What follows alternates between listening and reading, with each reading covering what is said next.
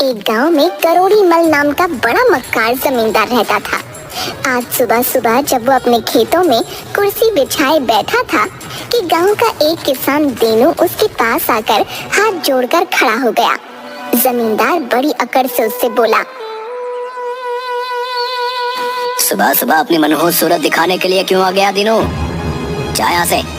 तुझसे एक बार बोल दिया तो बोल दिया। मैं बहुत गरीब आदमी हूँ करोड़ी मल साहब, ये छोटी सी जमीन ही मेरा सहारा है, उसे भी आप ले लोगे तो मैं खत्म ही हो जाऊंगा। तू खत्म हो जाए या मर जाए, मुझे इससे कोई फर्क नहीं पड़ता। पैसे लेते वक्त नहीं सोचा था तूने? जब पैसे देने का नंबर आया तो रोकर दिखा रहा है। मैंने तो आपसे बहुत थोड़ी रकम ली थी जमींदार साहब, मुझे क्या पता था कि आप उस छोटी सी रकम में इतना भारी ब्याज लगाकर मुझसे मेरी पूरी जमीन ही छीन लेंगे। तेरी इस बकवास से कोई फायदा नहीं होने वाला, समझा? तूने सादे कागज पर अंगूठा लगाया है। तयशुदा वक्त पर तूने पैसे नहीं दिए तो तेरी जमीन अब मेरी हुई। चल भाग यहाँ से, सुबह सुबह सारा मूड खराब कर दिया।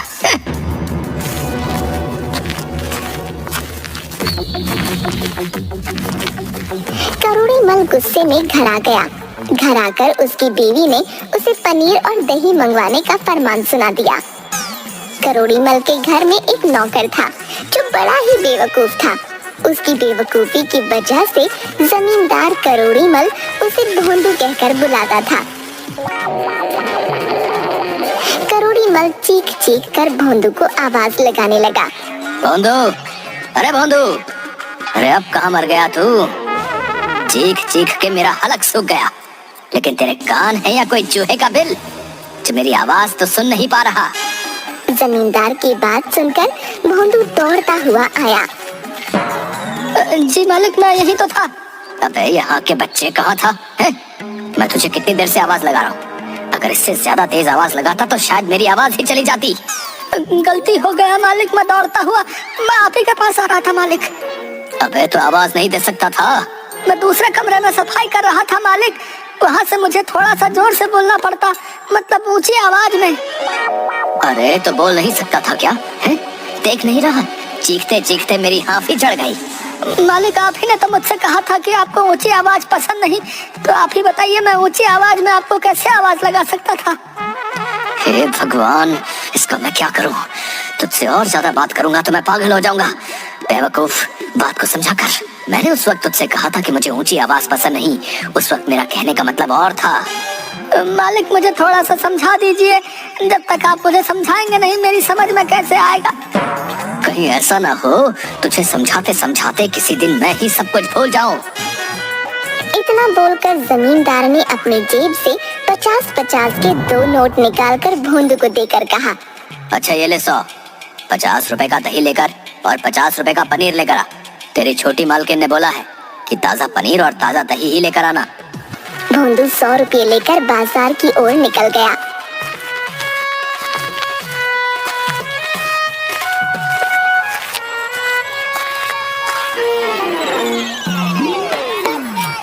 कुछ देर बाद वो वापस 100 रुपए लेकर करोड़ी मल के पास आ गया।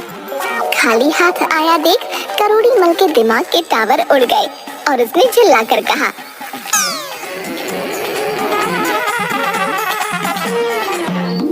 क्या हुआ? खाली हाथ क्यों आया है? पनीर और दही क्यों नहीं लाया? मालिक, दुकान पर ये सामान लेने गया था, लेकिन ये पूछना तो मैं आपसे भूल ही गया कि कौन से 50 का दही लेकर आना है और कौन से 50 का पनीर लेकर आना है। भोंदू की बात सुनकर जमींदार करोड़ी मल अपना सर पीटने लगा और चीखता हुआ बोला, अबे बेवकूफ, किसी भी 50 का पनीर ले आता और किसी भी 50 का दही। थे तो 100 रुपए ही। पता नहीं कौन सा मनहूस दिन था जब तू मेरे घर आया था।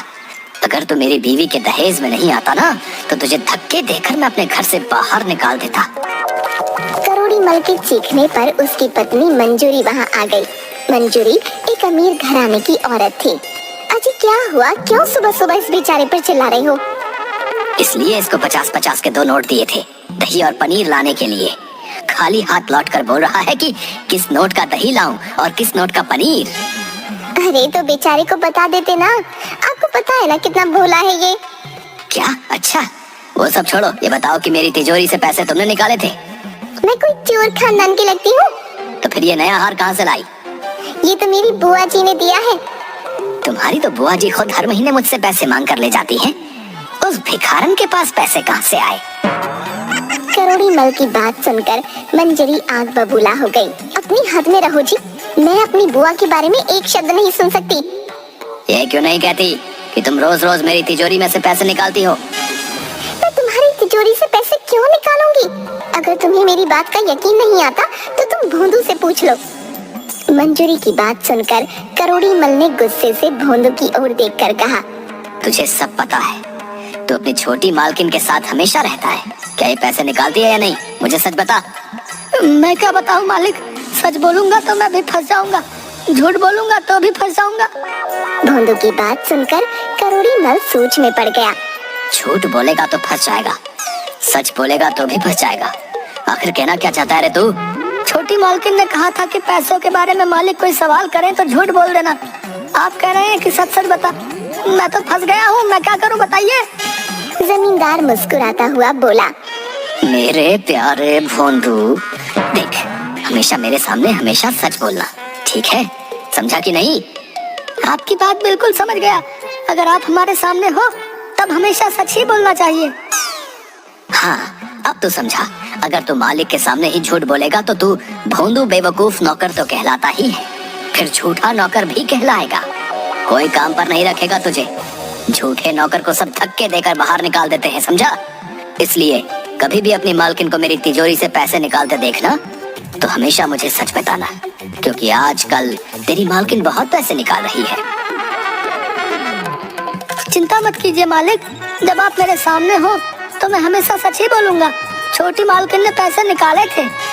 भोंदू की बात सुनकर जमींदार खुश हो गया और मंजूरी की ओर देखकर गुस्से से बोला, मैं जानता था मेरी तिजोरी से पैसे तुम ही निकालती हो।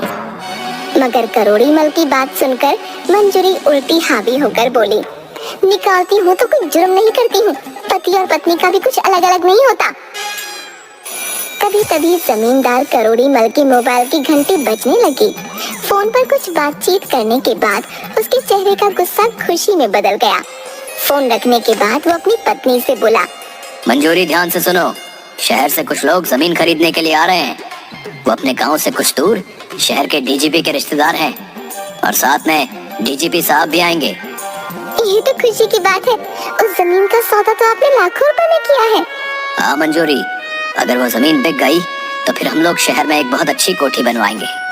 लेकिन कहीं उन्हें ये तो नहीं पता कि वो जमीन आपने बेचारे असहाय गरीबों से झूठ बोलकर और धोखा देकर छीनी है। उन गरीब लोगों को आपने बहुत कम पैसे देकर और भारी ब्याज वसूल करके वो जमीन हड़पी है। अपनी पत्नी की बात सुनकर जमींदार सिर पीटते हुए बोला, बेवकूफ औरत, तुझे कितनी बार बताया है, दीवारों के भी कान होते हैं। सुनो, तुम्हें उनके लिए अच्छे से नाश्ते पानी का इंतजाम करना है। कुछ ही देर में वो आते होंगे।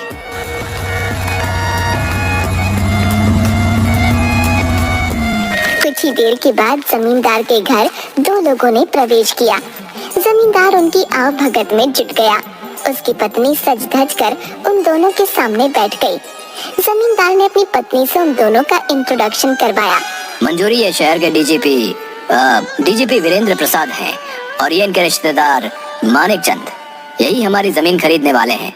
भोंदू को बोलो कि वो चाय नाश्ता ले आए। कुछ ही देर में भोंदू चाय और नाश्ता लेकर वहाँ पर आ गया। डीजीपी ने करोड़ी मल को देखकर कहा, तुम्हारा नौकर तो बड़ा सीधा साधा मालूम पड़ता है, क्या नाम है इसका? करोड़ी मल के बोलने से पहले ही भोंदू बोल पड़ा, वैसे तो हमारा नाम भानु है, लेकिन लोग हमें प्यार से भोंदू कहते हैं। भोंदू की बात सुनकर दोनों हंसने लगे। मानिक चंद ने गंभीर होकर करोड़ी मल से कहा, करोड़ी मल जी, मैं आपकी जमीन पर एक बहुत बड़ी शुगर फैक्ट्री खोलना चाहता हूँ। सोचता हूँ शुगर फैक्ट्री बनने के बाद इस गांव के बहुत से लोगों को काम भी मिल जाएगा।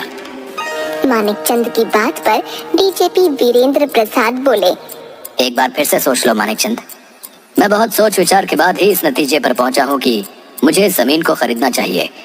मानिक चंद, तुम शहर में पले बढ़े हो और मैं गांव की मिट्टी में पला बढ़ा हूँ, इसलिए मैं उपजाऊ जमीन की अहमियत जानता हूँ। एक किसान के लिए उसका सब कुछ जमीन ही होती है, जिसमें वो मेहनत करके खेती करता है। उसे तुम चाहे जितना भी धन दे दो, लेकिन वो हमेशा अपनी उपजाऊ जमीन को ही प्यार करेगा। मैं आपकी बात का मतलब नहीं समझ पाया। आप तो स्वयं मेरे साथ इस जमीन को खरीदने के लिए आए थे। मैं एक पुलिस वाला हूँ। यहाँ आने से पहले मैंने जब उस जमीन के बारे में छानबीन की तो मुझे पता लगा कि उस जमीन में कुछ गड़बड़ घोटाला है। डीजीपी की बात सुनकर जमींदार करोड़ी मल का चेहरा उतर गया। वो हक्का बक्का अपनी पत्नी की ओर देखने लगा और इस बात को डीजीपी भली भांति समझ रहे थे। उन्होंने करोड़ी मल की ओर देखकर कहा, करोड़ी मल साहब, मैं एक पुलिस वाला हूँ। हर बात पर शक करने की मेरी आदत है। यहाँ आने से पहले तुम्हारे बारे में जितने भी लोगों से मैंने पूछताछ की, उन सब ने बताया कि तुम अच्छे इंसान नहीं हो। अब ये कैसी बातें कर रहे हैं आप? मैं इस गांव का बहुत ही शरीफ और इज्जतदार आदमी हूँ और मैं दावे के साथ कहता हूँ कि ये जमीन मेरी है। मेरे पास इसके पूरे पक्के कागजात है और रहा सवाल गांव के लोगों का, वो सब मुझसे चलते हैं। अगर आपको यकीन ना आए तो आप मेरे नौकर से पूछ सकते हैं।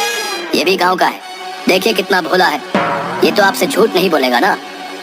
डीजीपी ने भोंदू की ओर देखकर कहा, क्या कहते हो भोंदू? क्या तुम्हारे मालिक सच बोल रहे हैं? भोंदू वास्तव में एक बेवकूफ किस्म का ही आदमी था। उसके दिमाग में ये बात घर कर गई कि मालिक के सामने उसे हमेशा सच ही बोलना चाहिए। भोंदू ने सीना चौड़ा करके कहा, मेरे मालिक ने मुझे यह आदेश दिया है कि जब कभी भी वो मेरे सामने हो तो मुझे कभी भी झूठ नहीं बोलना चाहिए। हाँ, मैं आपको बताता हूँ जो कि मैंने अपनी छोटी मालकिन के मुंह से कुछ देर पहले सुना था। ये जमीन मेरे मालिक की नहीं है, बल्कि उन गरीब लोगों की है जिनको मेरे मालिक ने बहुत कम कर्जा देकर भारी ब्याज वसूल कर उनसे जबरदस्ती छीना है। वो असहाय लोग थे, वो कुछ नहीं कर सकते। भोंदू की बात सुनकर जमींदार करोड़ी मल ने अपना सिर पीट लिया और गुस्से से भोंदू की ओर देखकर बोले, अरे बेवकूफ, जानता भी है तो क्या बोल रहा है? आपने ही तो कहा था कि आपके सामने मुझे झूठ नहीं बोलना चाहिए और आप मुझे ही डांट रहे हो। जब मैंने छोटी मालकिन की चोरी की बात आपको बताई तब भी आपने मुझे डांटा। अरे आप लोग इस बेवकूफ नौकर की बातों पर विश्वास मत करिए, ये तो पागल है। क्या सेठ जी, अब मुझे पागल भी बोलना शुरू कर दिया? आप तो बोल रहे थे कि अगर मैं सच कहूँगा तो मुझे सब अच्छा बोलेंगे। अबे चुप कर बेवकूफ। भोंदू की बात सुनकर मानिक चंद गुस्से से उठकर खड़ा हो गया। करोड़ी मल साहब, मुझे नहीं पता था कि आप इतने गिरे हुए इंसान होंगे। मैं गरीबों की छीनी हुई जमीन पर कोई फैक्ट्री नहीं खोल सकता। जी तो चाहता है कि तुम्हें इसी वक्त गिरफ्तार करके सलाखों के अंदर डाल दूं, लेकिन कानून के हाथ मजबूर है, क्योंकि तुम्हारे पास जमीन के पक्के कागजात हैं। ये जानते हुए भी कि जमीन को तुमने उन बेचारे गरीब लोगों से छीना है, मैं कुछ नहीं कर सकता। बस इतना कह सकता हूँ कि शर्म करो और सुधर जाओ। इतना कहकर मानिक चंद और डीजीपी वहाँ से गुस्से से चले गए और जमींदार करोड़ी मल अपना सर पकड़कर बैठ गया। उसे अपने नौकर की बेवकूफी पर बहुत ज्यादा गुस्सा आया, लेकिन साथ ही साथ उसे एक सीख भी मिली कि दूसरों की जमीन हड़पने से सिवाय बेइज्जती के कुछ नहीं मिलता।